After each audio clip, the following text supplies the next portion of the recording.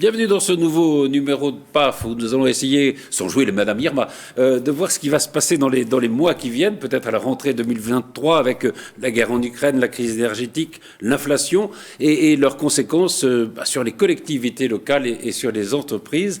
Pour en parler, Véronique Jérôme, bonjour. Vous êtes maître de conférence en économie-gestion à l'Université de Paris-Saclay. Et voilà, donc, et aussi, vous êtes la fondatrice. Cofondatrice. Avec votre mari. D'élection Scope. D'élection Scope. Je dis à nos autres invités, je vais peut-être vous présenter d'abord. Vous êtes invité, Zachary Hardy, bonjour. Bonjour. Vous êtes le président du MEDEF Yvelines. Voilà. Chef d'entreprise. Et chef d'entreprise vous-même, bien Absolument. sûr. Bah oui, bon, on peut pas être président du MEDEF sans être chef d'entreprise, je pense pas. C'est une condition sine qua non. Jean-Baptiste Amonique, bonjour. Bonjour Patrice. Vous êtes le maire de Villepreux, vous êtes le responsable MODEM aussi des Yvelines. Et Michel Laugier, bonjour. Bonjour. Vous êtes sénateur des Yvelines, vous êtes l'ancien président de 50 ans d'Yvelines. Donc voilà, évidemment, on va parler avec vous des problèmes des collectivités locales. Je voulais juste vous raconter, voilà, Élection Scope est un site de recherche qui fait des prévisions politiques, pas sur les sondages, mais en se basant sur les anciens, les façons dont les gens ont voté. Sur les comportements. Sur le comportement. Et en janvier dernier, quand Zemmour était encore donné au deuxième tour dans les sondages, Élection Scope avait donné à la virgule près le résultat du premier tour des présidentielles. Je dis ça comme ça. Donc c'est un site assez formidable dans les prévisions. Peut-être avant de commencer l'émission sur les questions économiques, Michel Laugier, vous êtes sénateur, alors vous n'êtes pas LR, mais vous êtes élu sur la liste de Gérard Larcher, en fait, qui était menée par Gérard Larcher au Sénat. Éric Ciotti a été élu hier président de LR. Quelle est votre réaction ? Déjà, vous l'avez dit, Patrice, je ne suis pas LR, donc c'était une élection interne. Alors, Ciotti est sorti, il a fait un score 53, et quelque chose, donc c'est pas mal, mais ça veut dire qu'il y a deux courants très forts au sein des LR. Et Bruno Retailleau, que je connais bien, que je côtoie au quotidien, a fait aussi une très belle campagne. Moi, ce qui m'importe aujourd'hui, c'est pas de savoir qui est président des LR, et c'est surtout qui va rassembler. Qui va rassembler. Parce que moi, je crois que aujourd'hui, au rassemblement, d'ailleurs, on a toujours gagné dans le rassemblement. Dans les périodes anciennes, le RPR et l'UDF étaient ensemble quand on voulait gagner. Ça a été pareil aussi dans des élections départementales, régionales, voire locales. Donc moi, je ne crois qu'au rassemblement. Et aujourd'hui, c'est pas parce qu'on est à la tête d'un parti qu'on va réussir. La seule réussite pour moi, ça sera la personne qui aura un vrai projet et qui sera capable de rassembler.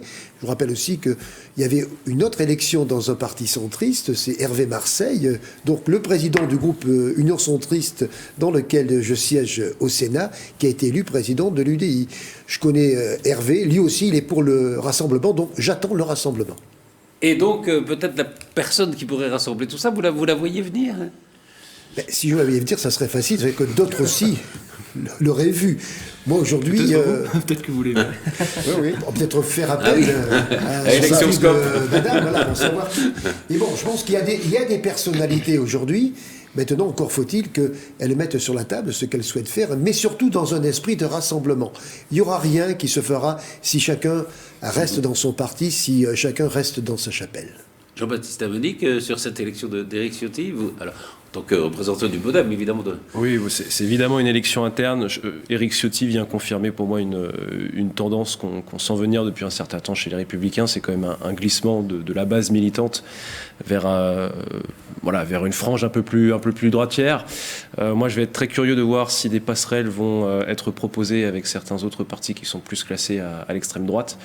On a vu quelques discours de personnes issues des Républicains qui ont décidé d'aller soit vers Zemmour, soit vers Marine Le Pen dernièrement. Donc voilà, je pense que le spectre politique, le champ politique n'a pas achevé sa recomposition.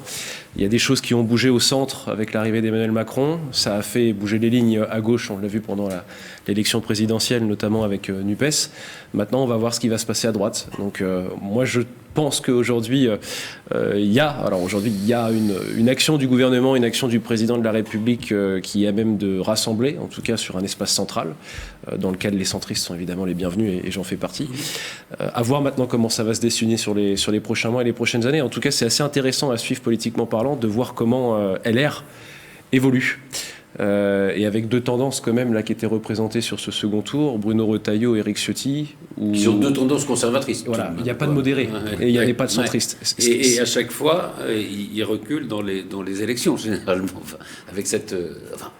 Puis je pense surtout que l'enjeu pour les Républicains sera de trouver effectivement un candidat par la suite qui sera en position de porter leurs couleurs à l'élection présidentielle. On entend beaucoup parler de Laurent Wauquiez.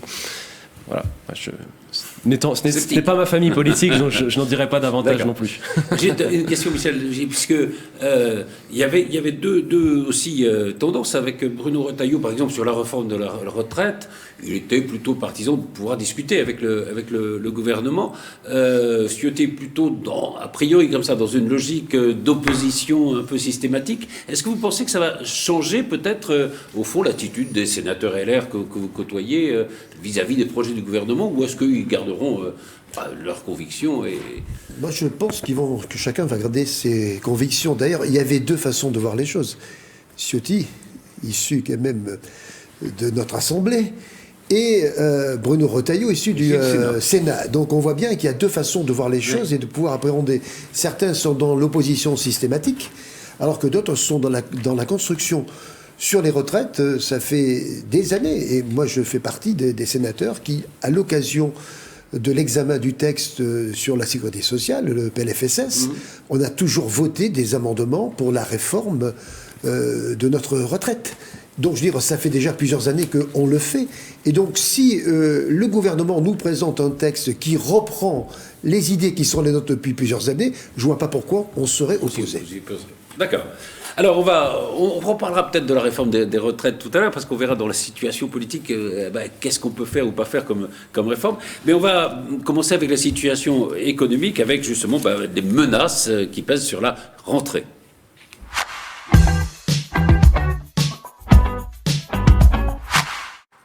Alors justement, oui, je disais tout à l'heure, il y a cette situation internationale, la guerre en Ukraine, les dépenses énergétiques, la montée des dépenses énergétiques, la rareté aussi d'un certain nombre de produits, et puis l'inflation, évidemment, qui ronge le pouvoir d'achat. Comment on va peut-être parler d'abord un peu de vision politique ou économique, et puis on parlera des entreprises, parce qu'évidemment ça affecte la vie des entreprises. Mais comment on peut concilier justement un peu l'inconciliable, c'est-à-dire qu'on voit que les dépenses publiques montent, et en même temps il faut protéger, il y a des boucliers pour protéger les Français. Comment on peut concilier les deux? Est-ce que c'est conciliable d'abord? Je ne sais pas qui veut répondre. Véronique, peut-être? D'un point de vue politico-économique, justement, force est de constater qu'on dispose d'instruments, qu'on a des objectifs, mais le problème, c'est qu'on ne peut pas vouer un instrument à plusieurs objectifs, et là, la politique économique ne peut pas servir un double intérêt. C'est-à-dire que si on utilise l'argument de la relance dans une vision très keynésienne, c'est-à-dire on soutient la demande, on subventionne, on fait quoi qu'il en coûte. On a une générosité en estimant, en espérant, très fort, que cette générosité va soutenir la consommation et va permettre d'alimenter et de soutenir une demande, et donc de donner à terme un peu plus de croissance au pays. Ça, ce serait l'idéal. Le problème, c'est qu'il y a généralement en cours de route des éléments qui interfèrent. Ce n'est possible que si le pays a des problèmes au sens conjoncturel. Donc, si on s'attaque à des problèmes conjoncturels passagers, on peut très facilement résoudre le problème. Si les structures sont atteintes, ce qui est le cas de notre économie, eh bien, ce genre de politique ne peuvent pas réussir. Alors, je vais généraliser parce que ça peut être très méchant et considérer que finalement, le quoi qu'il en coûte était inefficace, mais allez-y. Il fait très froid dans le studio. Je n'ai rien, mais il fait très froid. Et donc, ce que j'essayais de dire, c'est que les politiques Pardon, j'ai contaminé un sénateur, c'est très Non, grave. c'est pas beau, ça. Non, c'est pas C'est bien. pas bien ce que vous avez fait. Les politiques conjoncturelles, le quoi qu'il en coûte, c'est du conjoncturel. Et ça doit être efficace tout de suite. Sinon, à terme, eh bien, ça fait du déficit. C'est Ça fait du du déficit. déficit ou de la dette, du déficit ou de la dette. Et c'est contre-productif. Et donc, on a ici un vrai souci qui est aussi... La chance, je dirais, du gouvernement, c'est qu'il n'y a pas de calendrier électoral. À court terme, il n'y a pas d'élection. Donc, on peut se dire qu'on a un peu le Il y temps. a des élections Et sénatoriales voilà. l'année prochaine. Mais... Indirect, voilà. Et puis les européennes un peu Les plus tard. européennes après. Mais ce que je voulais dire par là, c'est qu'il n'y a pas d'élection à venir, mais on sort presque d'une élection et on devrait être dans la période dite d'état de grâce, la honeymoon, normalement. Mais il n'y en a plus, il n'y en a jamais vraiment eu. C'est là le premier. Il n'y a pas de soutien politique, on manque de crédibilité, on manque d'efficacité avec les politiques économiques. Et puis, il y a ceux qui vont élire les politiques, c'est-à-dire les électeurs qui sont là et qui sont en attente. Et la vraie réponse, ce serait de retrouver de la croissance et de la croissance fait repartir. Oui, mais là, on a bien un mais on ne peut pas problème, décréter la croissance, voilà. on ne peut pas la décréter. Justement, entre le quoi qu'il en coûte, Michel Laugier. Alors, peut-être ce que l'on oublie aussi, parce que là, on parle de la guerre en Ukraine, on parle de la crise énergétique. Il faut aussi se rappeler qu'on vient de traverser aussi une crise sanitaire énorme. sans commune mesure. Absolument. Donc voilà, donc aujourd'hui, on va dire que les problèmes se sont accumulés. Là, l'état de grâce n'existe pas, mais l'état de grâce n'existe pas parce que tout simplement, c'est vrai que la campagne électorale n'a pas été quand même d'une qualité exceptionnelle et qu'il n'y a pas eu d'engagement fort pris par nos politiques. Donc ce que je veux dire aujourd'hui, c'est que surtout dans une situation, effectivement, elle est très complexe. Elle est très complexe. Il faudrait que l'économie reparte. Le problème de l'économie aujourd'hui, j'ai un ami qui a caricaturé en me disant je croyais qu'avant tout venait de Chine, j'ai découvert que tout venait d'Ukraine. Voilà. Non, oui, c'est ça. vrai, mais c'est la un petit moutarde peu vient ça. d'Ukraine maintenant. Exactement. Non, mais je veux dire, c'est qu'aujourd'hui, on en arrive quand même à avoir des éléments qui ne sont pas du tout expliqués. Pas du tout expliqués. Et puis, il faut quand même rappeler, on est là... on a commencé un petit peu à voir une toux avec madame, parce que c'est vrai qu'il fait froid dans le studio. Je ne me plains pas, mais il faut quand même se rappeler comment nous sommes arrivés là aussi. Il y a deux adeptes de Le Maire. Hein, Ça va venir, attendez, ça va venir. C'est pas parce qu'ils ont le col roulé qu'ils ne vont pas être ici. Voilà. Donc, ce que je veux dire, c'est qu'on oublie aussi qu'il y a eu des choix politiques dramatiques, notamment sur le nucléaire.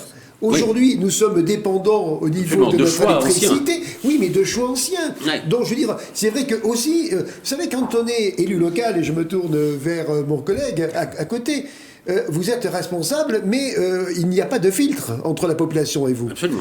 Là, aujourd'hui, il faut quand même qu'on le dise haut et fort. C'est des choix politiques qui ont été gravissimes, par M. Hollande, il faut dire les noms aussi, mais aussi qui ont été validés par M. Macron, qui était quand même pas loin de M. Hollande. Fessenheim, notamment. Exactement, mais je veux dire, on oublie aussi, c'est vrai que là aussi, on est dans une politique de communication. On oublie parfois aussi un peu l'état de l'opinion à un moment donné. Oui, mais on oublie aussi de rappeler que M. Macron était ministre de M. Hollande, mais on dirait qu'il est tout nouveau, qu'il arrive et qu'il n'avait rien fait avant. Et que pendant aussi quelques années, c'était son conseiller à l'Élysée. Donc voilà, donc il y a des choix dramatique et je veux dire que chacun assume ses choix. Mais c'est vrai qu'aujourd'hui, la réalité, c'est que nous avons des concitoyens qui doivent faire face à toutes ces difficultés.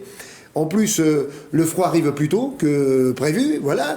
Mais entre nous, vous croyez que c'est en faisant des discours où on infantilise les Français, attention, pas chauffe plus de 19 et tout, vu le coût de l'énergie, je pense que chacun est raisonnable.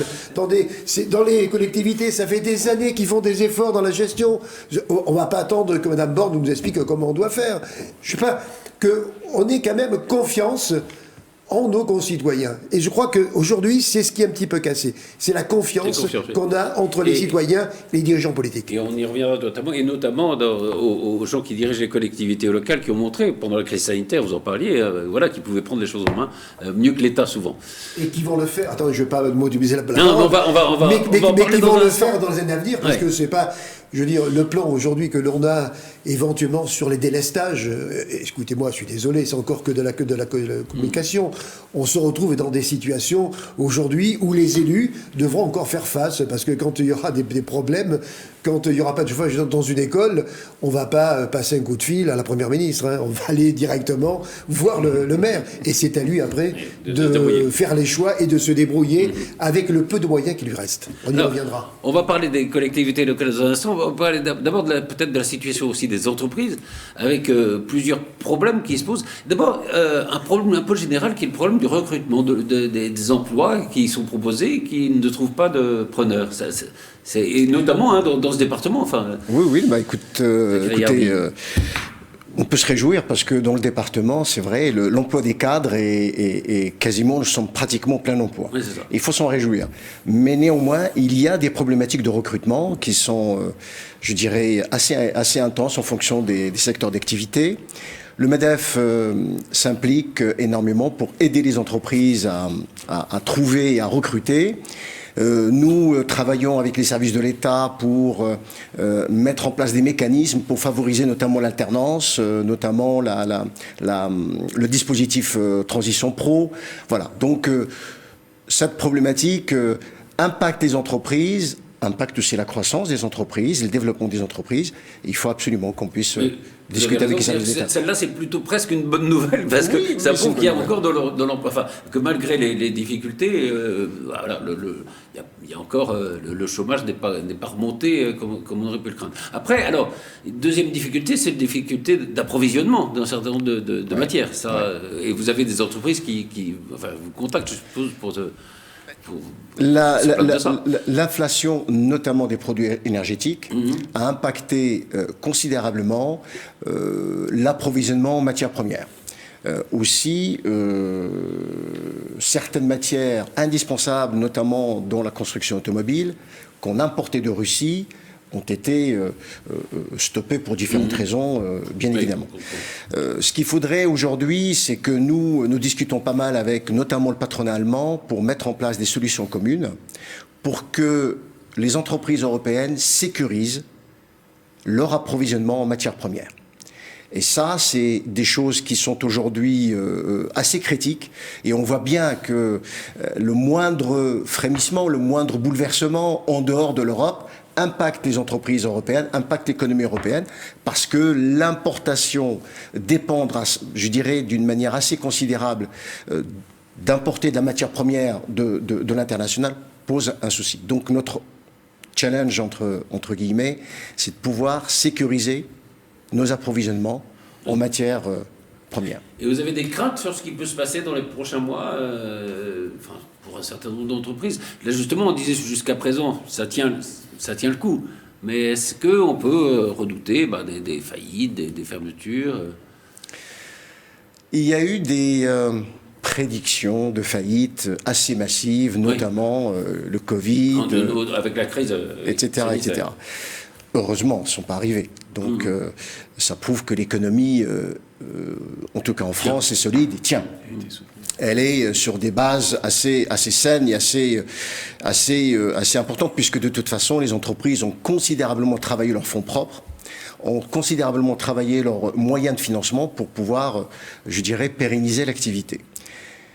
Mais nous sommes inquiets quand même, parce que la crise énergétique, elle est très difficile.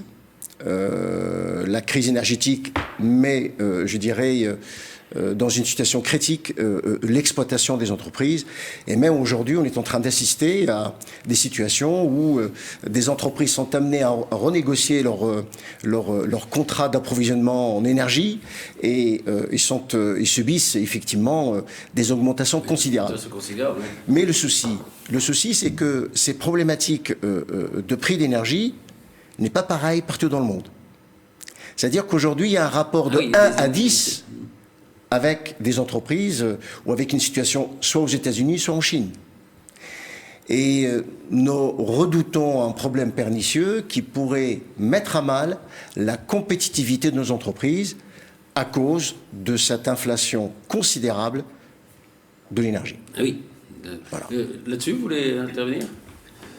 Je voudrais aller dans le sens du président, en sachant que nous sommes ici dans le département des Yvelines, qui est quand même un département plutôt privilégié par rapport à d'autres.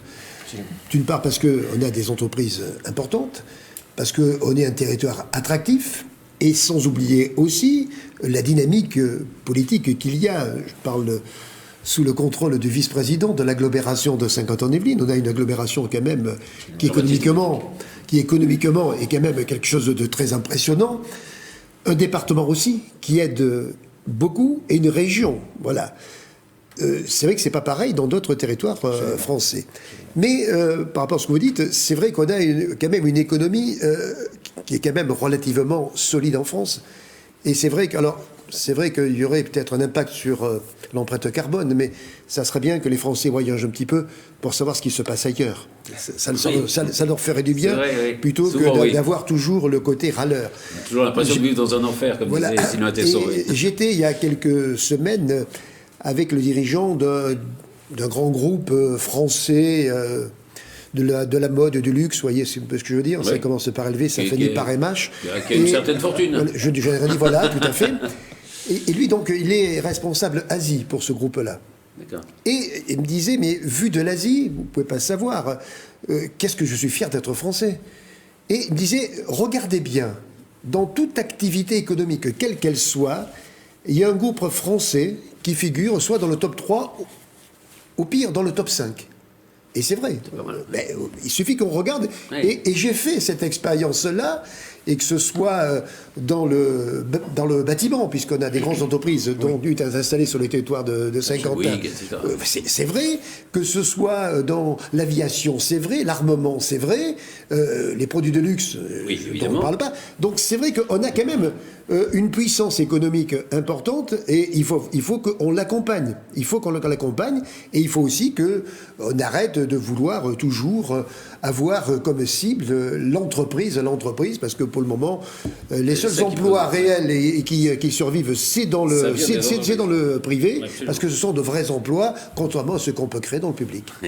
Jean-Baptiste Amadic, sur votre territoire, par exemple, il y a les entreprises, il y a aussi des artisans, il y a aussi des commerçants qui craignent quand même les mots qui viennent, non ? Mais je rejoins ce qui a été dit. Alors, je ne sais pas si l'économie française est si solide que ça. En tout cas, ce dont je suis assez persuadé, c'est qu'elle a été accompagnée et soutenue au moment où elle devait l'être. Et je rejoins ce que disait Madame Jérôme, dans le sens où les mesures fortes qui ont été décidées par le gouvernement, notamment pendant la crise Covid, que nous, on a élus locaux contribué à mettre en place, ou en tout cas, il fallait faire beaucoup d'information et de pédagogie, parce que on le sait, comment ça se passe. Une fois que les aides sont votées et sont lancées, pour savoir si on est éligible, il y a toujours des histoires de critères. Compliqué. Nous, on le vit en tant que collectivité avec... c'est toujours après une autre histoire. Mais en tout cas, l'économie a été soutenue. Et là où je rejoins Madame Jérôme, c'est que la crainte qu'on peut avoir aujourd'hui, qu'on soit du côté des entreprises, du côté des particuliers, qu'on bénéficie aussi des boucliers tarifaires, de choses comme ça sur la période de cette crise énergétique, c'est est-ce que le conjoncturel ne va pas devenir du plus long terme jusqu'à devenir du structurel quelque part ? C'est ça, oui. Est-ce que c'est quelques mois ou est-ce que c'est... C'est exactement ça. C'est comme l'inflation. On dit que l'inflation pourrait baisser au cours de 2023, mais bon... Vous connaissez l'attachement de ma famille politique à la question de la dette, qui a été portée avec force en 2007. Quand on est dans un pays aujourd'hui qui a 2000 milliards de dettes, alors le quoi qu'il en coûte, je crois qu'il a été effectivement essentiel et vital au moment de la crise sanitaire. Il l'est quelque part encore un peu aujourd'hui, mais on sait que ça ne pourra pas durer. Et c'est cette fameuse formule du porte-parole du gouvernement de l'époque, Gabriel Attal, qui disait on passe du quoi qu'il en coûte à combien ça coûte. Et bon, ça ne veut pas dire que le gouvernement ne regardait pas avant combien les dispositifs d'aide ou d'accompagnement pouvaient coûter, mais on sait que sur le long terme, même sur le moyen terme, un tel niveau d'engagement de l'État, financièrement parlant, pour les particuliers, les entreprises, les collectivités, un petit peu, mais un peu moins quand même, ça va être compliqué, ce ne sera pas tenable. Et donc, Madame le disait, et Monsieur le Sénateur aussi... On est dans cette contradiction entre, en effet... À quel moment est-ce qu'on va retrouver la création de richesses qui va nous permettre aussi de dégager de la croissance, parce que je crois que la croissance est encore le moteur économique de ce pays, et notamment de l'Union européenne. Et c'est vrai que les prévisions varient quand même assez régulièrement, donc personne ici... Vous avez commencé l'émission en disant sans jouer les Madame Irma, c'est difficile pour nous de nous projeter sur ces questions. Mais peut-être un mot sur les collectivités très rapide. Les collectivités locales, oui, parce que ça c'est important, parce que c'est vrai que vous êtes confrontés, je sais pas, il faut chauffer les piscines, les écoles, Moi, je vais vous dire, ça coûte de plus en plus cher. Vous avez été obligé de faire des choix. Depuis mon élection en 2020, en juillet 2020, j'ai accepté que j'allais avec mon équipe municipale et avec nos habitants que nous allions vivre un mandat de crise. C'est un mandat de gestion de crise. On On fait de la gestion des affaires courantes, on essaye de porter autant que faire se peut les projets pour lesquels, en l'occurrence à Villepreux, les Villepreusiens nous ont accordé leur confiance. Mais c'est éminemment complexe aujourd'hui. C'est éminemment complexe parce qu'on passe notre temps et on le fait aussi avec plaisir parce qu'on est là pour aider les gens, on est là effectivement pour être vigilant à ce que personne soit laissé du bas-côté de la route. Mais la crise sanitaire, on a répondu présent et aujourd'hui, monsieur le sénateur le disait, la crise énergétique, on est encore en première ligne. On est en première ligne et nous n'avons pas obtenu, même si là il y a quelques avancées qui ont été annoncées par la Première ministre très récemment, l'accompagnement qui nous permet de répondre présent. Aujourd'hui, je vous prends juste un chiffre pour moi qui est extrêmement révélateur de la situation des collectivités. Je vais parler de l'exemple que je connais le mieux, celui de la commune de Villepreux. De 2021 à 2023, je prends 1 million en plus de dépenses de fonctionnement sur la seule partie de l'énergie. 1 million. 1 million d'euros. Électricité, gaz. Comment est-ce qu'on fait face à ça? Comment est-ce qu'on fait face avec le revers de la médaille d'être un très beau département, très attractif pour les collectivités? C'est-à-dire que, on le sait, ce gouvernement est le premier depuis un moment à avoir stabilisé l'enveloppe des dotations à l'échelle nationale, mais par des mécanismes de péréquation dans lesquels je ne rentrerai pas aujourd'hui parce que c'est assez technique.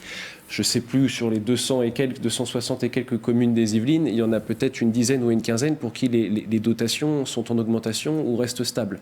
Toutes les dotations des autres communes de ce département diminuent parce que nous sommes dans un département jugé riche avec un potentiel fiscal de nos habitants qui est riche. Oui, ça, et donc, en Seine-Saint-Denis, ça serait peut-être en deux mots, la difficulté, en deux mots pour résumer, la difficulté pour un élu local, pour un maire et son équipe aujourd'hui, c'est de trouver un point d'équilibre entre toutes ces dépenses de fonctionnement qui sont aujourd'hui subies, liées à l'inflation, liées aux crises que nous traversons. Comment est-ce qu'on arrive quand même à garder des services publics ouverts, des services publics de première nécessité, c'est-à-dire les écoles, c'est-à-dire la mairie pour accueillir les Villepreusiens pour leurs démarches administratives, enfin, des services publics. Comment est-ce qu'on arrive à faire ça? Comment est-ce qu'on arrive à maintenir, et je sais que c'est de plus en plus compliqué, et c'est pour ça que je jette aucunement la pierre aux collègues qui sont obligés d'augmenter la fiscalité locale, mais comment est-ce qu'on arrive, nous, à tenir les objectifs et les engagements qu'on a pu prendre de ne pas augmenter la fiscalité, sachant que l'État ne les augmente pas par ailleurs. Et le dernier aspect, c'est comment est-ce qu'on arrive à porter le projet de mandat pour lequel les Villepreusiens, les habitants nous ont accordé leur confiance. Donc c'est de plus en plus compliqué. Moi j'ai encore l'énergie parce que je viens d'arriver, mais pour discuter avec certains collègues qui sont élus depuis 2-3 mandats, c'est complexe. Et quelque chose que je ne mesurais pas à ce point, c'est que j'ai un certain nombre de collègues aujourd'hui qui se posent même la question de savoir s'ils rempliront ou pas en 2026. On voit beaucoup de maires qui renoncent finalement à leur mandat. Il y avait un projet d'autonomisation financière des collectivités locales. Ça serait important peut-être de le... En tous les cas, à ma connaissance, il n'y a pas de projet aujourd'hui. Il n'y a pas de projet aujourd'hui. Non, il n'y a pas de projet, mais on en a parlé. Oui, ça a été évoqué, sauf que... C'est pas un projet gouvernemental. Non, mais sauf que dans la réalité, c'est pas du tout ce qui se passe. Puisque aujourd'hui, les communes, et en tant qu'ancien maire, je peux vous en parler, ont perdu leur autonomie. C'est ça. D'une part parce qu'aujourd'hui, regardez, il n'y a plus de taxe d'habitation. Plus de taxe d'habitation. Alors, elle est compensée par l'État, mais elle est compensée sur une photographie de 2017. C'est-à-dire tous les nouveaux habitants qui arrivent dans une commune depuis 2017 ne contribuent pas au fonctionnement de la commune. Donc, ce qui fait qu'aujourd'hui, le maire de Villepreux vous disait que il ne veut pas agir sur le levier de la pression fiscale parce qu'il n'y reste qu'un seul levier. C'est celui du foncier bâti. Donc, c'est uniquement sur les propriétaires. Exactement. Donc, c'est anormal qu'il y ait deux catégories de personnes dans une ville. Certains qui vont payer plus d'impôts et d'autres pas du tout. Voilà pourquoi la taxe foncière augmente un peu partout. Parce que c'est le seul moyen aujourd'hui qu'il vous reste. Oui, mais c'est le seul levier qui vous reste. Alors après, le problème, c'est la crédibilité, c'est le contrat que vous avez avec vos habitants. Où vous justifiez cette augmentation, elle peut contribuer un petit peu aussi aux finances de la ville. Mais franchement, ce n'est pas aujourd'hui, avec le seul levier de la fiscalité, que vous allez pouvoir faire face aux difficultés. Parce que le maire de Villepreux vous le disait tout à l'heure, pendant les années Hollande, on a vu la DGF, la dotation globale de fonctionnement. C'est la dotation de l'État pour le fonctionnement des communes, tout simplement, qui a fondu comme neige au soleil.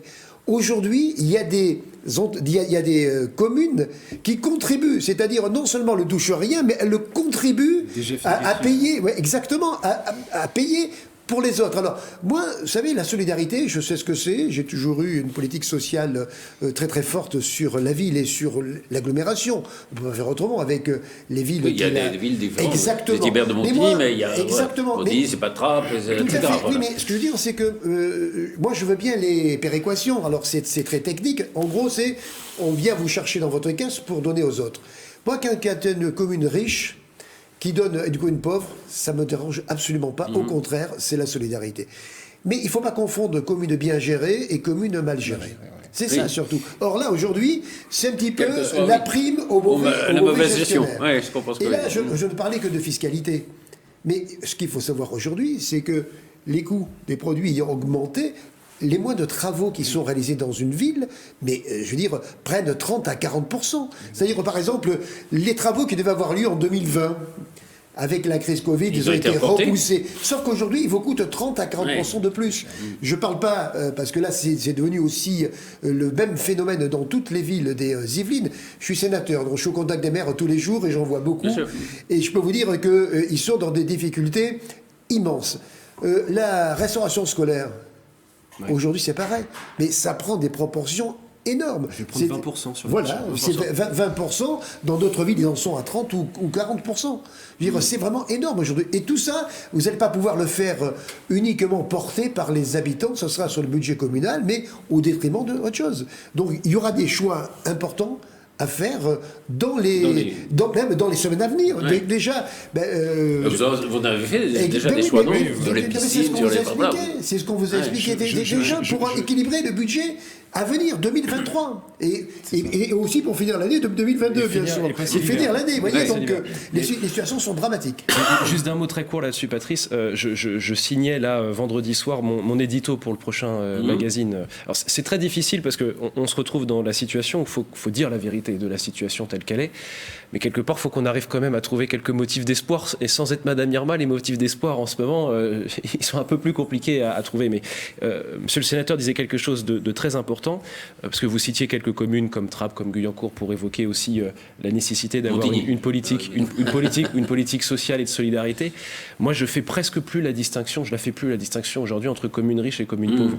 Parce qu'avec ce qu'on a traversé, crise sanitaire, crise énergétique, j'ai une demande, moi je la vois, la demande sociale qui explose du côté du CCAS, du Centre communal d'action sociale de Villepreux, avec des nouvelles fragilités financières, sociales qui s'expriment qu'on ne connaissait pas sur notre commune. Donc ça veut dire qu'il va y avoir aussi un besoin plus poussé d'accompagnement aussi de ces personnes-là. Donc ça va se traduire forcément aussi par de la dépense publique et de la dépense de fonctionnement. Et là où je rejoins aussi monsieur le sénateur Loger, c'est que c'est très difficile d'être considéré comme étant parfois mauvais élève alors qu'on a été bon gestionnaire. Et je rends aussi là hommage à mes prédécesseurs, quels qu'ils soient. Parce qu'aujourd'hui, quand vous avez des finances qui sont bien gérées, que vous avez un taux d'endettement qui est tout à fait correct, vous êtes amené à davantage contribuer justement pour les autres. Donc c'est un petit peu la double peine parfois. Et avec cette demande sociale qui explose et ces nouvelles évolutions des coûts de l'énergie, on a besoin, nous, d'avoir certaines marges de manœuvre. Oui, juste pour faire le lien avec le monde économique. On va parler des entreprises. Voilà, vous savez, ça, je reprends mes anciens habits de journaliste, donc comme ça, ça va vous tendre la perche. Tout simplement, je veux dire, c'est que on a parlé des taxes, mais il y a aussi quelque chose de très important, c'est la suppression éventuelle, parce que pour le moment au Sénat nous l'avons réintroduit de la CVAE, c'est-à-dire c'est ce qui reste de la contribution des entreprises et le lien avec le territoire local. Le lien avec le territoire local. Si on supprime encore ce lien, alors déjà qu'on a supprimé avec les habitants, si on supprime le lien avec les chefs d'entreprise, je peux vous dire que je ne vois pas demain comment les choses vont se passer. Il faut qu'il y ait, je veux dire, un cercle vertueux. Un cercle vertueux, les entreprises viennent, mais les collectivités aussi font l'effort dans les transports, dans l'aménagement du territoire, dans la proposition de commerce, de services. Voilà. Et ce lien-là, aujourd'hui, il existe justement grâce à cette contribution. Si demain ça n'existe plus, je peux vous dire que ça va être dramatique et la puissance économique qu'avait l'agglomération de Saint-Quentin risque de s'étioler dans les années à venir. Justement, Zacharie Hardy, dans les entreprises qui risquent de rencontrer les plus grandes difficultés, c'est plutôt les petites et moyennes entreprises, non? Oui. Parce qu'il y a une les fragilité. Grandes sont plutôt armées, voilà. La fragilité se situe dans ce segment qui est un tissu important dans absolument. le département. La multiplication, effectivement, je dirais que 95% des entreprises sont de petites entreprises en France. Les financements, les fonds propres, etc., ce sont ces entreprises-là qui ont une fragilité financière et qui peuvent éventuellement présenter un risque, je dirais, de faillite à terme. Mais je reviens à ce que disaient nos élus. C'est vrai, l'équation se complexifie. Ce que nous, représentants des entreprises, on comprend bien la demande d'autonomie, je dirais, fiscale des communes et des collectivités. Ce qu'on ne souhaite pas, c'est que ça se traduise ou ça nuise à la compétitivité des entreprises. Ça, c'est le premier point. Les fameux impôts de production qui vont être supprimés, c'est vrai, on a appelé ça de nos voeux, parce que ce sont des impôts qui sont injustes, qui ne sont pas compréhensibles. Ça veut dire, avant de produire le premier produit, on est déjà amené à payer des impôts. Donc c'est très compliqué à gérer. Ce que je souhaiterais dire, c'est que, enfin, on n'a pas de leçon à donner, bien sûr, nos élus, ils ont leurs compétences, ils gèrent leur collectivité comme ils peuvent, mais je dirais... ils sont confrontés ils savent ce qu'il faut. Similaires, oui. Mais nous, comme on gère nos entreprises, on essaie de diminuer tout ce qui est coût de fonctionnement et surtout développer l'investissement. Il est vrai qu'en France, on souffre de quelque chose, c'est le fameux millefeuille administratif. C'est-à-dire parfois, on a du mal à comprendre quelle est la différence entre le service de la préfecture, de la région, de l'interco, de la commune, département. C'est assez compliqué. On a tous parlé à un certain moment, élus, acteurs économiques, etc., de la fameuse simplification. Mais elle ne vient pas. C'est toujours aussi compliqué, quoi. C'est toujours moins compliqué parce qu'il y a des choses qui ont voulu. Mais ce qu'il faudrait, c'est simplifier. En tout cas, nous, au MEDEF, on a un credo, c'est une taxe, une compétence, une collectivité. D'accord. Et vous savez comment on appelle la simplification en France ? La décomplexification. Oui.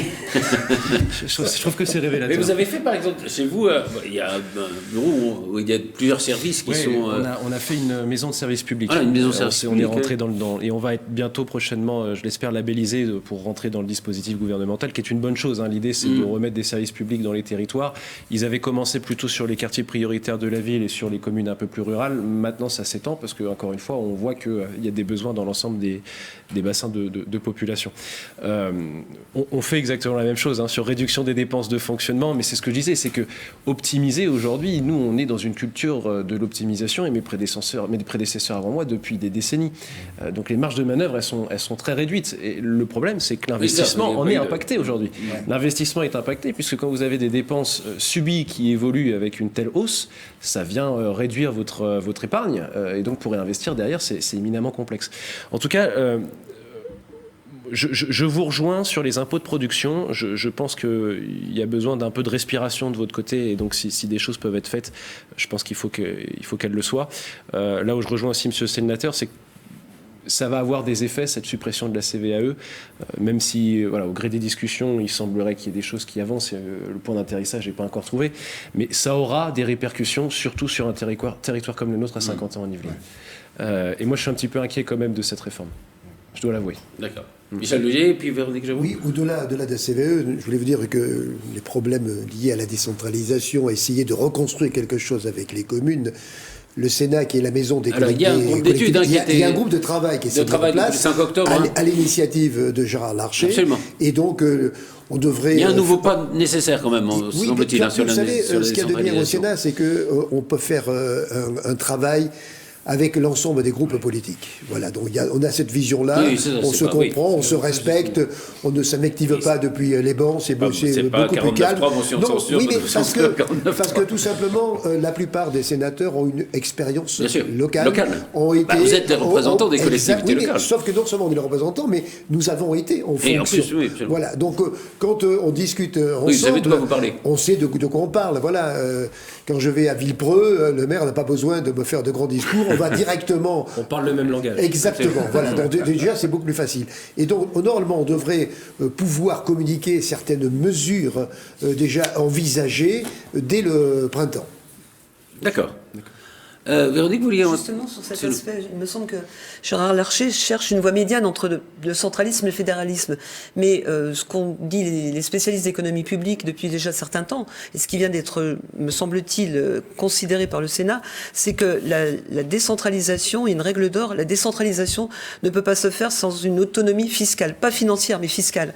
Et à partir du moment où vous avez la maîtrise de l'assiette du taux, enfin, et vous pouvez gérer les choses de façon... Oui, la vraie autonomie sans fiscalité, la vraie autonomie, elle est là. Chose, et en France, on s'aperçoit quand même qu'on a peut-être des tendances, enfin, on réussit l'ambition de la décentralisation, on ne la réussira que si l'on parvient à mieux décentraliser le pays, c'est-à-dire avoir un poids de la dépense locale sur la dépense totale qui soit plus important. On est à 17%, il faudrait le double pratiquement. Donc il faudrait avoir un poids plus conséquent de la dépense et du budget en quelque sorte. Et ça passe aussi par cet aspect. Mais sur le plan des impôts, on sait aussi qu'il y a un risque, et c'est pour ça que ce soit pour les entreprises ou pour le privé ou le public, c'est toujours la même chose.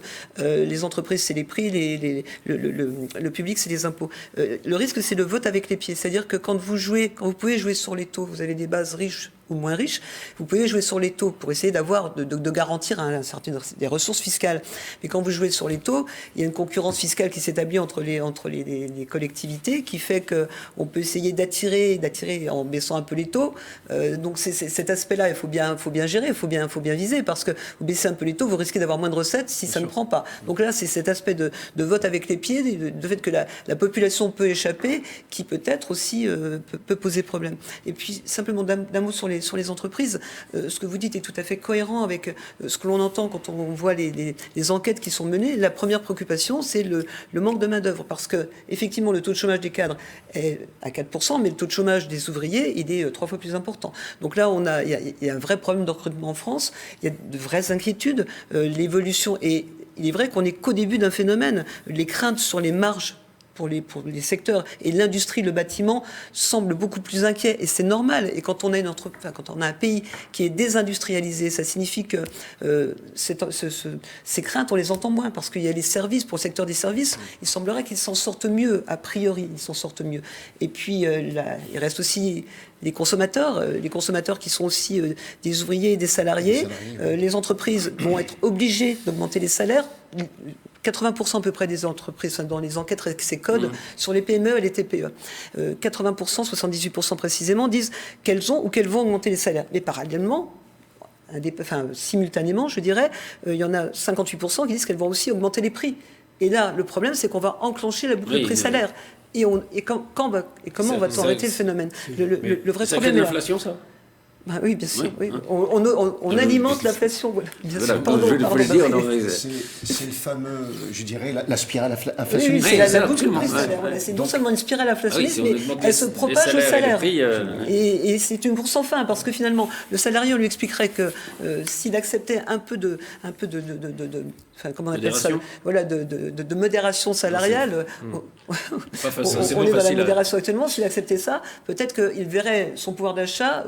Peut-être pas augmenter, mais en tout cas conserver. Pas forcément. Enfin, l'augmentation des salaires ne correspond pas forcément à une augmentation de pouvoir d'achat si les prix augmentent plus vite. Voilà. Oui, Jean-Baptiste, vous avez parlé du taux de chômage, notamment des ouvriers. Je pense que c'est là où ça doit nous interroger sur la nécessité de réindustrialiser le pays aussi. C'est sûr. Et donc là, on a, enfin, avec tout ce qui est énergie renouvelable et économie verte, il y a des choses à faire. Il y a un chantier. Juste d'un mot, vous avez parlé de décentralisation. On a eu très récemment la séquence du Congrès des maires avec l'Association des maires d'Île-de-France et toutes les associations partenaires. Moi-même, je suis plutôt dans celle des petites villes de France.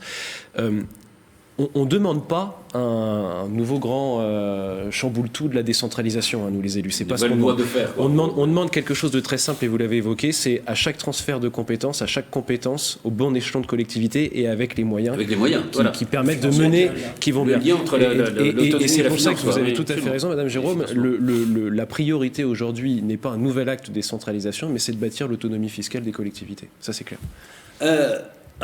Peut-être, on va peut-être voir quelques données comme ça, essentielles, un peu rapidement, parce qu'on a déjà pris beaucoup de temps, mais ce qu'il faut savoir un peu pour comprendre un peu les problèmes auxquels nous sommes confrontés, on va le faire avec vous, Véronique, avec quelques schémas.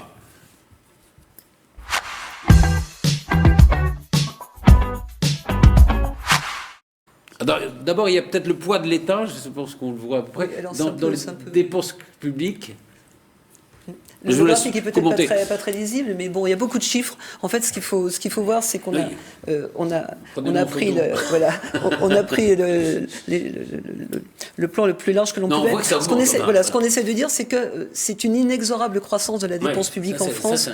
Et pourquoi? Parce qu'on a une logique qui, pardon, alors je vais peut-être parler anglais, mais pardon, de spend and tax. On dépense et on prélève après. Là, on est dans une logique où on dépense avant de se soucier de savoir si on aura les moyens de. Et puis après, au pied du mur, eh bien, soit on va augmenter les impôts, soit on augmente la dette. Et la dette, c'est les impôts de demain. Donc c'est un choix intergénérationnel à chaque fois. Donc là, on voit, il n'y a pas vraiment de choses à dire. Alors, effet de cliquet, effet de seuil, pourquoi? Parce que les effets de seuil, on voit bien, c'est pas lié. Le plancher qui devient, enfin, le plancher d'aujourd'hui va devenir on a un plancher, un plafond, et le plafond d'aujourd'hui va devenir le plancher de demain. Donc on a ces effets. Effet de seuil, le plafond d'aujourd'hui devient le plancher de demain. Et l'effet de cliquet, c'est de considérer que, d'une certaine façon, on va s'habituer à la dépense. C'est-à-dire que ça devient... ça intègre les comportements. Michel Laugier, c'est intéressant parce que moi, je n'ai pas entendu un seul président de la République ne pas dire on va dépenser moins. Mais écoutez, même si certains l'ont dit, ils ne l'ont jamais fait. Ils n'ont jamais fait. Nous venons de voter au Sénat le budget 2023, le PLF 2023. Et qu'est-ce que je vois? C'est qu'on a encore 150 milliards pour équilibrer notre budget. Donc on va encore emprunter, parce que bon, après il faut rembourser le capital, les intérêts, on va encore emprunter 270 milliards. Et c'est-à-dire qu'aujourd'hui, on est à 3 000 milliards de dettes. Avec des taux d'intérêt. Voilà, oui, et en plus, avec des taux qui repartent. C'est plus l'argent gratuit, c'est plus l'argent magique. Exactement, voilà, c'est plus l'argent gratuit, c'est plus l'argent magique, comme vous dites. Donc c'est pour ça qu'il faut vraiment avoir en tête certaines choses. On parlait tout à l'heure des salaires revus à la hausse dans les entreprises, mais ça a été imposé aussi dans le public. Il y a eu la revalorisation du point de la fonction publique. Alors, je ne suis pas contre mieux payer les agents, simplement... ça a des conséquences. Non, simplement, ça a été annoncé en cours d'année sur un budget qui était déjà voté. Voilà, donc il a fallu encore retrouver... Sans transfert pour le coup. Exactement. Voilà, donc vous voyez bien qu'on est là. Je veux dire, c'est vrai qu'aujourd'hui, et vous l'avez dit, l'argent public, c'est ce qu'il y a... Vous savez, j'ai toujours une formule, c'est il n'y a pas d'argent public sans poche privée. Et donc finalement, à la fin, c'est toujours le contribuable qui va payer. Enfin, le contribuable. Alors, ceux où il y a bien sûr des impôts qui sont prélevés sur leur salaire, et d'autres où il n'y a pas d'impôt. Voilà. Mais en tous les cas, ce sont toujours les mêmes qui vont payer. Parce que ceux qui paient en principe des impôts sur leurs revenus, ce sont les mêmes qui vont subir des augmentations de taxes d'habitation au niveau local. Oui, rappelons qu'il y a 50% des Français qui payent l'impôt sur leurs revenus. Un peu moins même. Oui. Voilà, donc on est plutôt plus de 40. Vous voyez bien l'effet des crises, 2009 et Sarkozy. Deuxième croquis, peut-être les dépenses sociales au regard du PIB. Alors là, 100 millions d'euros, c'est en masse. Simplement pour montrer que finalement, les dépenses sociales, il y a une cassure. Elles dépassent en poids. On est à 683 milliards en 2021, 611, presque 612 milliards pour l'État central. Donc là, on voit bien qu'il y a une cassure. Les dépenses sociales... L'intérêt de ce graphique, c'était ça, c'est de voir cette cassure où le social dépasse l'investissement central. Voilà. Pression sociale et pression fiscale, c'est le troisième graphique. Je vais vite, mais... Voilà, non, mais tout à fait. Là, on voit bien aussi que finalement, les administrations de sécurité sociale sont principalement responsables de l'effet de seuil. Et puis, on voit aussi qu'il y a... Alors, c'est quelque chose qui est acté.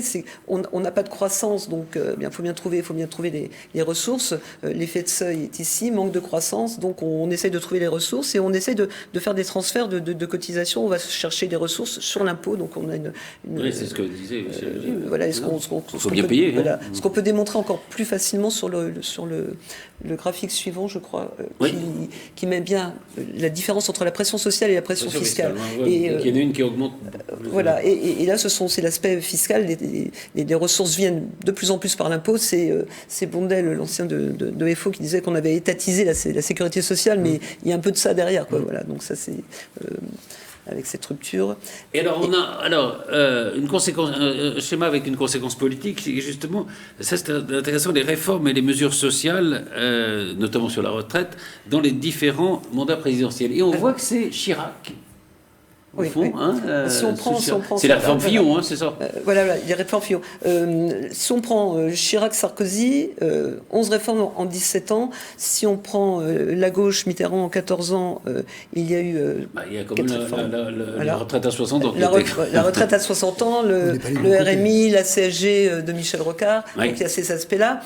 Si on prend ce qui a précédé, si on met De Gaulle, Pompidou, Giscard, tous ensemble sur 16 ans, il y a quand même eu 8 réformes, avec quand même au départ les caisses établies par le ministre Jeannet et Simone Veil en 74. Et puis quand on regarde plus près de nous, eh bien il nous reste là la période, alors François Hollande, 2 réformes. La réforme Touraine. Voilà, Touraine en 2014, voilà, sur l'allongement de la cotisation. Et puis, alors si on regarde sur Emmanuel Macron, on a 2, enfin on pourrait peut-être mettre un astérisque, parce qu'il y en a une qui a avorté en 2019, c'était lancer les retraites, et puis là, donc il y a déjà une réforme. C'est peut-être celle qui va venir. Peut-être. Et alors, je voudrais qu'on voit un dernier schéma sur le degré d'acceptabilité des réformes. Ça, c'est intéressant aussi. Alors, c'est compilation des sondages. Ce sont des sondages, et on voit que les choses se resserrent, mais quand même, il y a encore un soutien. C'est le pour. Donc, c'est les favorables. Ce sont les réponses. Les sondés qui ont répondu qu'ils étaient favorables une réforme des retraites. Aux réformes des retraites. 60% sont favorables, et opposés 40%. Et là, c'est toujours le cas ? Non. Là, c'est juste. Alors, je suis désolé, les chiffres sont 2020. 18, oui. Voilà. Oui, parce qu'aujourd'hui, je ne suis pas sûr qu'une majorité des Français. Aujourd'hui, si on dit réforme des retraites 65 ans, voilà, si on dit passage à 65 ans, il n'y a plus que les retraités qui sont d'accord avec la réforme à 65 ans. Et c'est toujours le problème, c'est de démontrer la logique et le pourquoi de la réforme, en fait. Oui. Et ceux qui seront pour seront forcément ce qu'on appelle des free riders, c'est-à-dire ceux qui vont en bénéficier sans en subir le coût. Forcément, si on vous dit vous allez payer plus d'impôts pour la réforme, vous êtes contre. Mais si on vous dit que ça améliore votre situation, vous êtes forcément pour. Si d'autres la financent, c'est un peu ça l'idée en fait. Et... Michel, nous dit. Non, je vais tout à fait dans ce sens-là. Oui, c'est-à-dire que ce qui est humain. Hein. Voilà, non, mais tout le monde est favorable à une retraite à condition que s'il y a des effets, ce soit pour le voisin et pas du tout pour soi. Oui, non, la seule chose aujourd'hui, c'est qu'on l'a bien vu. On a pris du retard sous le mandat précédent, alors qu'on aurait déjà dû le faire. Enfin, je vous rappelle quand même, là, on était encore dans une communication intense. On a quand même nommé un haut commissaire qui a consulté, et une fois qu'il a rendu son rapport, on a dit, en même temps, on va consulter. Donc, je veux dire, si on a fait que de la consultation, et après, on est arrivé dans la crise sanitaire et tout, et bon, c'est une réforme qui a avorté. Oui, il y a eu la crise sanitaire quand même. Non, mais c'est bien ce que je dis, sauf qu'on a pris du temps, on a pris beaucoup de retard tout au long de ce schéma-là, de celui qui était prévu. La seule chose aujourd'hui, c'est que il faut bien qu'on y aille dans cette réforme, parce qu'il va falloir qu'on finance ces retraites. Justement, on va conclure avec ça. Est-ce qu'on peut réformer pendant la tempête? C'est notre dernière partie.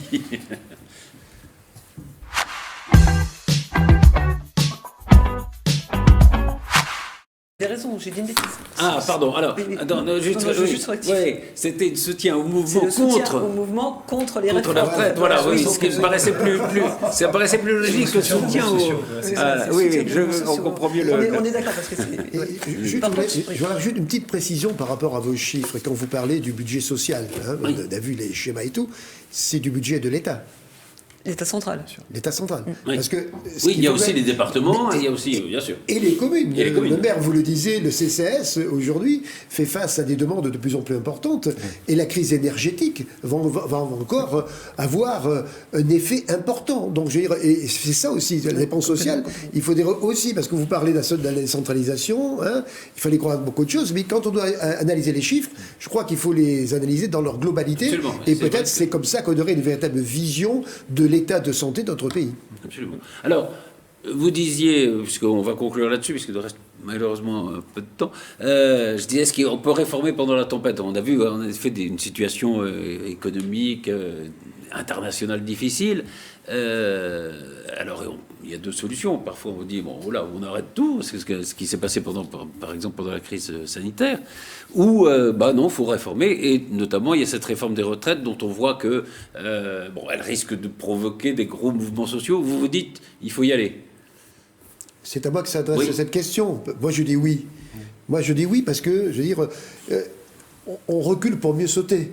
Donc, je veux dire, plus dur sera ensuite, seront les choix qu'on devra faire plus tard. C'est-à-dire que là aussi, il y a des déficits qui risquent d'arriver, qui risquent de s'accumuler. Vous savez, c'est un petit peu comme la Cour des comptes qui fait un audit sur les finances des collectivités. Et en 2021, non, les collectivités sont riches. Mais non, 2021, il n'y a pas eu de dépenses puisqu'on était en crise sanitaire. Donc je dirais qu'on parle de vraiment des bons chiffres. Là, je veux dire, effectivement, on peut avoir une période qui soit plus favorable en ce moment, mais dès qu'on se projette sur les avenirs, c'est impossible. Donc, d'une part, oui, ça a 12 milliards de déficit en 2027. Alors, d'une part, il faut y aller. 20 milliards en 2030. Il faut y aller parce que sinon, on n'arrivera pas à financer. Deux, il faut y aller aussi parce que on a aussi à assurer les retraites de ceux qui sont déjà à la retraite. Ouais. Et avec aussi une indexation, parce que sinon on ne s'en sort pas. En plus, les personnes qui sont à la retraite aujourd'hui, ce sont celles qui ont travaillé le plus longtemps. Il faut quand même s'en rappeler, peut-être pas dans la durée de cotisation, mais au moins, on n'était pas aux 35 heures quand ces personnes étaient actives. Donc il faut aussi qu'il y ait un juste retour des choses. Donc pour moi, c'est indispensable pour financer la retraite de nos enfants et petits-enfants. Et puis surtout après, pour permettre à ceux qui sont à la retraite ou qui le seront prochainement, à pouvoir continuer à percevoir leur droit à la retraite. Sinon, on risque d'avoir de gros problèmes. Ça a été le cas dans d'autres pays. Dans d'autres pays, je veux dire, dès qu'il y a eu une crise, qu'est-ce qu'on a fait? On a réduit le montant du versement des retraites. Ça a été le cas en Espagne, en Angleterre, voire en Italie. Voilà, donc je veux dire, il faut quand même que... Et la Grèce aussi. Mais il faut qu'on soit aujourd'hui réaliste et il ne faut pas qu'on pense à nous et uniquement je dois travailler. Oui, ben tu dois travailler un petit peu plus. Favorable à un âge, peut-être 64, 65 ans, ou à une augmentation du nombre d'annuités? Ben, moi je crois qu'il faut... vous savez, alors déjà, il faut qu'on... C'est un débat très compliqué. Pour moi, il faut qu'on parte sur une base. Parce que si on commence à partir, vous savez, sur la pénibilité, on ne s'en sortira jamais. On part sur une base et après, on examine le cas par cas. Il y a des voilà, donc ça a été le cas pour des régimes spéciaux. Tout le monde a été remis au même niveau maintenant. Voilà, ben, je crois qu'il faut qu'on parte dans la même logique. Il y a un âge pour partir et il y a une durée de cotisation. Et après, on voit les problèmes spécifiques. Mais on ne peut pas tout faire en même temps. Il faut qu'on s'aligne sur une base commune à tout le monde et après on va revoir. En plus, entre nous, à part quelques cas particuliers, on entre dans la vie active de plus en plus tard. Et aujourd'hui, on a une espérance de vie qui est quand même beaucoup plus importante. Parfois, voilà, donc je veux dire, quelque part, il y a la logique qui se trouve là-dedans. Voilà. Et je crois que, vous savez, quand on fait de la politique, il faut avoir du bon sens. Et c'est avec ça qu'on va gagner. Zachary Hardy, le MEDEF est favorable à une réforme de retraite. Le MEDEF est favorable effectivement à une réforme de retraite parce que quand on regarde, quand on fait un benchmark, en France, on part plus tôt que nulle part ailleurs. Ça, c'est le premier point. La moitié des actifs liquident leur retraite rapidement en bénéficiant soit d'un régime spécial, soit d'une retraite anticipée.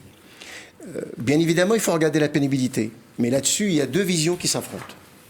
La vision des organisations syndicales, c'est la multiplication des régimes spéciaux, catégoriels, sans regarder l'évolution de l'environnement professionnel de ces catégories et les adapter au fur et à mesure. Par exemple, pour les conducteurs les cheminots, les conducteurs de train, on voit bien qu'ils sont passés d'un métier qui était pénible, lorsqu'il y avait les locomotives à vapeur. Aujourd'hui, tout est numérisé, l'intelligence artificielle, etc. Donc, ce sont des métiers qui sont devenus très confortables. Donc, c'est incompréhensible qu'ils continuent à partir à la retraite plus tôt. En tout cas, nous, MEDEF, ce qu'on propose, c'est une visite professionnelle, visite médicale, aux alentours de 50 ans, qui pourrait, je dirais, analyser l'aptitude du salarié, du collaborateur, en fonction de sa situation. Il y aura 3 options. La première, c'est il est apte à continuer son activité. Donc, le salarié, l'actif, continue son activité s'il le souhaite. La deuxième option, c'est aménagement. Une usure professionnelle et donc le faire bénéficier d'une formation pour changer d'activité ou de secteur d'activité. Et puis la troisième option, c'est l'usure, elle est constatée, médicalement parlant, Et là, effectivement, l'actif peut partir à la retraite plus tôt. Voilà. Donc c'est la proposition du MEDEF. Voilà. Eh bien, écoutez, malheureusement, on n'a plus de, plus de temps. Merci à tous. Eh ben, on aura l'occasion de reparler des réformes, des retraites notamment. Il faut la faire. Et il faut la Il faire. faut la faire, oui. Nous sommes d'accord avec les Ouais, élus, tous d'accord. il faut la faire. Mais je pense qu'en période de crise comme ça, vous disiez, est-ce qu'il faut faire des réformes? Il faut choisir les bons combats. Et, Oui. et celui-ci, il est vital. Absolument. Il ne faut pas Absolument. oublier que cette réforme apportera aussi des droits nouveaux, parce qu'il y a un impératif évidemment budgétaire pour le pays, pour trouver un équilibre, mais il y aura aussi des droits nouveaux qui seront apportés.